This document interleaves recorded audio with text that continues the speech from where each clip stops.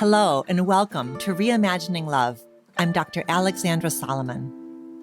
I have been studying relationships for over 20 years as a couples therapist, a professor, an award-winning author, and as a wife, mother, daughter, sister, and friend. Now, I'm inviting you into this space each week as I dig into some of the toughest and most fascinating relational dilemmas of our time. If you want to discover how to create vibrant and loving relationships in your own life, you have come to the right place. This is Reimagining Love.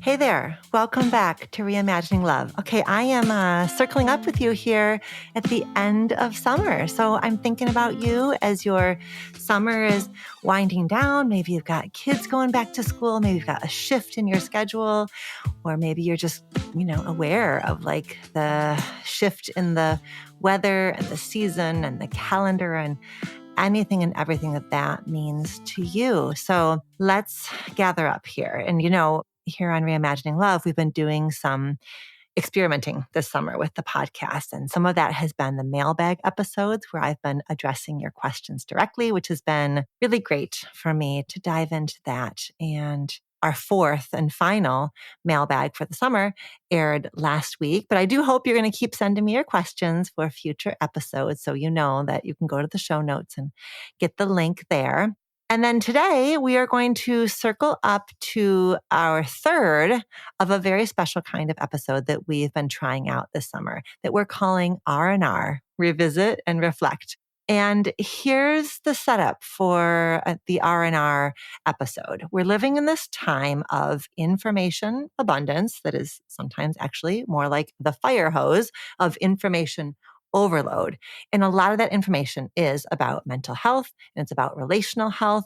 And you know that I'm like the biggest cheerleader for that. And I am a participant in the creation of content about mental health and emotional health and relational health. But I'm reminding you, because I need to remind myself as well, that there's a difference between consuming content and integrating content. When we consume, the information is kind of passing through us. But when we integrate, the information personalizes and weaves its way into our unique story, our unique situation, creating insight. And the insight then becomes the birthplace for the potential shifts in our mindset, in our emotions, in our beliefs, and ultimately in our behavior. I'm always thinking about how do I create opportunities for you, my beloved listener, to integrate all of what we talk about here on Reimagining Love. And you know that I do that on the solo episodes by posing relational self-awareness questions. When I'm in conversation with one of our fantastic guest experts, I'm always making sure that I'm thinking of you and the application into your life and your dynamics. And then here on these R&R episodes that we're releasing this summer, we're doing more of it, supporting your process of integration. So what we've done is we've gone back through our catalog. It's a pretty freaking badass catalog as we zoom towards year 4 of the podcast, the 4-year anniversary of the podcast. We've got, quite a catalog of episodes. So we are revisiting some of my favorite moments from the show's history. And so I'm going to play a clip, a little bit of audio, and then come back together with you and provide you with some journal prompts, like our own little mini therapy session. So I'm going to play the clip. You're going to listen. You can jot down some notes as you listen. And then when the clip is wrapped up, I'm going to give you some journaling prompts. And also, by the way, those journaling prompts are going to be in the show notes if you'd rather read them. And I know that it might be tempting to listen and then just go about the rest of your day. I get it. It's end of summer here. There's shit that's got to get done. But I'm inviting you to slow down a little bit, to reflect, to connect, to sit with your journal. So go ahead right now, put me on pause, grab your journal, grab a pen, or at least, open up a note in your phone. so you can be ready to go interior, to get a little self-reflective after I play the clip. And today, the clip is actually from way back in September 2022, and it's the conversation I had with Dr. Thema Bryant. And here's why I chose this clip. I mean, first of all, she's a total badass. Dr. Thema Bryant has one of the more incredible resumes that I've ever seen. She's former president of the American Psychological Association. She is a tenured professor of psychology in the Graduate School of Education and Psychology at Pepperdine University, where she directs the Culture and Trauma Research Laboratory. She's obviously a psychologist. She's an author. She is a sacred artist, a podcast host, and a minister. There's a quote, actually not part of what I'm going to share with you today, something she said in this conversation back in 2022, I have referenced many times. And the quote goes like this. She said, "Single gifted people will rarely understand multi-gifted people. To them, you will always look scattered." Dr. Thema Bryant is the walking embodiment of a multi-gifted person. So I love that about her. I love her impressive resume. And then I also really love how she readily and intentionally and purposefully integrates the macro and the micro. In other words, how our identity is impacted by the larger systems that teach us who we are, who we can be, who we should be, who we best not try to be. And when we look at the impact of those larger systems, we can gain some perspective on the beliefs that we carry, especially those limiting beliefs. And, we can return to sender and we can start to subvert some of those messages and find a way of being within ourselves, within our relationships, within the world that has more ease, more liberation, more potential and possibility. So with summer coming to an end and this transition to a different momentum and a new season upon us, whether it's back to school or maybe fewer long weekends, fewer vacation days, I think this is a good time for us to be intentional about resting, about the power of rest. And I know that it can be hard for lots of people for different reasons to feel okay resting, to feel permission to rest. Rest can be uncomfortable. Sometimes pleasure is uncomfortable when we've been used to hustle and work and exhaustion and depletion. Slowing down can be a little scary, a little unnatural, a little uncomfortable. And so in this clip, Dr. Thema and I discuss why it's so hard for many of us to rest or to spend time doing the things that make us feel truly alive. And of course, we believe that both of those things, rest and doing things that help us feel alive, both of those are crucial for our well-being. So take a listen to the clip. I'll be back with you at the end to share those journaling prompts. Okay, see you on the other side.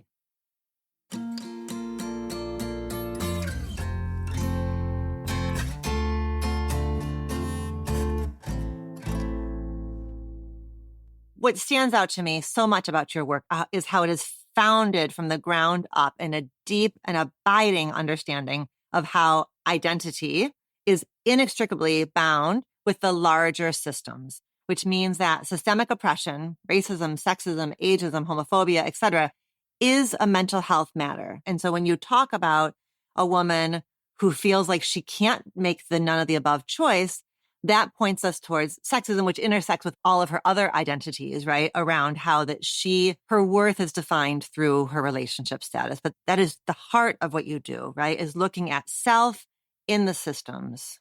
Absolutely. And it's important for us to recognize that when we ignore these larger structures, when we ignore oppression, then we're a puzzle, we're a mystery. It's like, I can't believe I don't like my body, or I can't believe I don't like my hair. And it's like, where did that message really come from? Not just from your mom or the kid at preschool, but like larger than that. We are bombarded with these messages in the media and who gets chosen and who is not chosen. So it makes sense that those messages would affect us. We look at our areas of insecurity or intimidation. That's why some people have critiqued the term imposter syndrome, because syndrome implies that something is wrong with your thinking versus you're in a hostile environment. Sometimes you're in a setting that communicates to you, you don't belong here. So then now that you feel like you don't belong there, right? You don't have a syndrome. You just have assessed your circumstance.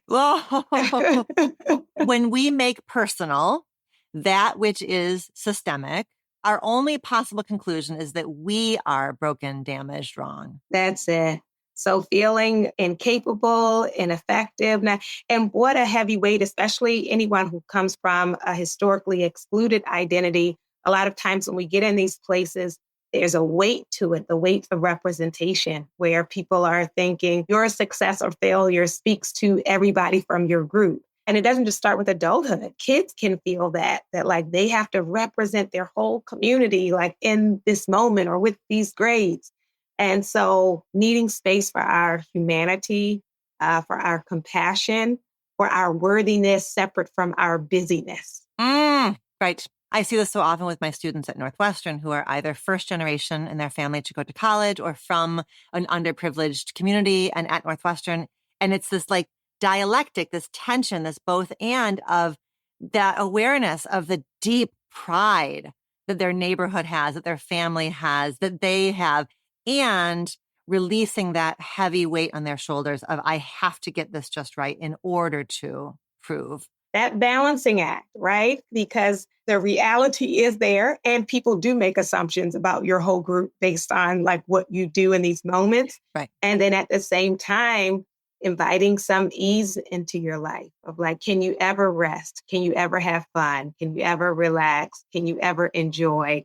What does it look like to pace yourself or do something that's just for you and not be automatically labeled as selfish? Or that survivor's guilt. You had this opportunity and a lot of people who didn't. So there can be a weightiness to that. But what we say is we want to have sustainability, meaning you burn yourself out in that way, you just can't last, right? And so how do I approach this from the standpoint of it being a marathon for longevity? It's one of the places where community care comes in, right? Is making sure that you have people on either side and all around you that are reminding you to rest, that are sharing that they also have that struggle or that tension, right? It's the importance of affinity spaces where you can look around and see people who look like you, whose journeys parallel yours in important ways and say, I'm feeling this. Are you feeling this? Right. And can you remind me? I'm forgetting about why it's okay to rest, that we can't, that's the community piece. And there's beautiful work being done in this area for your listeners who's on Instagram or on Twitter, a woman who calls herself the Nat Bishop. And she talks about rest as resistance. And I believe she has a book. And it's important to know, as opposed to quote unquote neutral ideas about resting, what it specifically means when you have an identity that is marginalized, where you experience oppression, to know a part of how we resist is not only with our marching, but with our resting. Beautiful. And that's a piece of intergenerational trauma, especially for BIPOC folk, intergenerationally, that idea of generationally having not been able to experience rest, right? Having to work to the bone. So there's a piece of trauma to that as well. Yeah. So it can be a part of the ways in which we were raised and socialized, that being still was historically dangerous. You could be penalized for not working and not being busy. And so then, kind of that getting passed down, that you're not just going to sit around all Saturday. That's like outrageous. How you're just going to sit there, get up and do something. So learning how to have the gift and luxury and human right of rest, even if those who raised us did not have it. I think sometimes we need those added permission slips. It's like, you as yourself deserve rest. But if what we have to do is remind you of your ancestors and sort of see this as to rest is to honor everyone before you who couldn't rest, where it was not safe to rest. That maybe supercharges it or adds that extra layer of, it's a reverence. It's an act of reverence, in fact. Yeah, so beautiful. And it takes adjustment. And the reality is, let me say, for trauma survivors, sometimes stillness is scary because then all the things you've been running from come up. Some of us have been coping by staying busy, by being productive. And so when you slow down, like how scary you might have to see yourself or see some parts of your life that you really don't want to attend to. So slowing down in stages and also with support so that you can actually see what you perhaps have been avoiding. Okay, so stages, little bite-sized pieces. You don't have to succeed at resting all at once. Right. Like if you've been going a million miles an hour, it might be really extreme for you to suddenly go on a 4-day silent retreat, right? You may be like, Right. whoa, I'm not ready. So, to take it, okay, like meditation apps or, take, little chunks of time so you build up to that. But that is oftentimes how we do it, right? Like, okay, what do I need? Rest. How do I win at resting? 4-day Vipassana silent retreat. Go. Right. And then you're there all triggered. Triggered.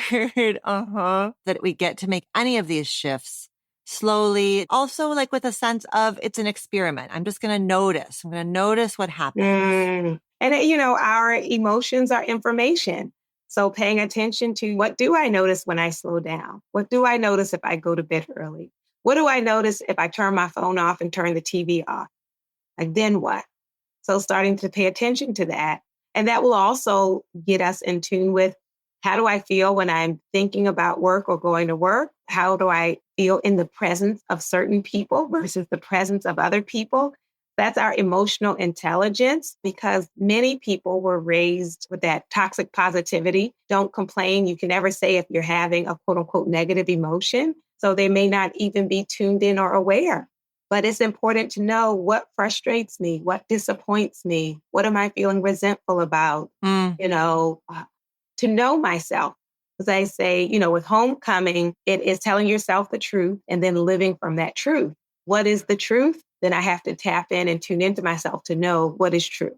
In the description of the book, Homecoming, you write about healing starts with recognizing and expressing emotions in an honest way and reconnecting with the neglected parts of yourself. And there's something almost paradoxical about recognizing what's been neglected, right? It can be hard to sort of notice the me I haven't gotten to be. It's almost like, how do you notice something that you don't even know about yourself or you've cut off about yourself? How do we start noticing what's been neglected? Sometimes we will have a wake-up call. One of the stories I tell in the book is I love spoken word. And as a graduate student, I was very much involved in like the poetry scene and the coffee houses. And I got a little older, got married, had my kids, and all these coffee houses, for you all who don't know, they're usually like on a weeknight at 10 p.m. Okay. So I could no longer go. I had not noticed. And so I just was busy with my life. I'm a professor, I have my family, blah, blah, blah. And then one night I was sitting on my couch watching YouTube on my phone. And I don't know what I watched, but somehow then it linked to all of these poems started coming up. These perform, I think during that time, there was like Deaf Poetry Jam. And as I'm watching these poems, the tears just come down my face. And what came was a sentence I put in the book, which is, I miss me. Oh, yeah. I was like, whoa. But as you said, until that moment, I hadn't really noticed because I'm busy. I'm doing whatever it is I'm doing. But there is an aspect of me that only comes alive in that space. So when I don't have any of that in my life, like a part of me is dead or dormant or muted. It won't be at the 10 p.m. coffee house, but how do I get my words back? How do I get my poetry back? Even if it's on YouTube, so that I can feed that part of myself. So I would say pay attention to those holes. Yeah. That are maybe quiet, right? Because I could completely imagine a scenario where you have YouTube on your phone, you get tearful and you're like, why am I crying? And you move on to something else, right? The way you just talked us through that, I think is going to be so powerful for people who are listening because it was subtle. It was quiet. You caught an emotional shift and you got curious about what it was. And it was, I miss me. I mean, it makes sense that like reclamation is about finding something that you used to be that you go back to. So I love that idea of, okay, so maybe that inquiry starts with like, what did you love when you were little? Before the world told you shouldn't love that, or what did the younger you delight in? Because there might be some little clues there for listeners about. Yes. And I think especially as we talk about these different systems, just with capitalism, there is a pressure for us to monetize everything. It's like you have to have multiple streams of income. And if you have any hobby that you're not making money off of, like it's somehow you're a failure. And so that can also steal the joy from it. I tell people I love to dance, but I knew I didn't want to dance for a living. If I have to dance to like pay my rent, it kind of takes the joy out of it for me. Yep. We don't just think about everything in terms of what do I, in a material way, get out of it, but what feeds me. So Howard Thurman, who is this African-American theologian, he says, do the things that make you come alive because far too few of us are actually alive. And it's true. We're like going through the motions. It's like, wait, am I just marking time? Or what am I doing when I feel the most alive? And let me get back to that.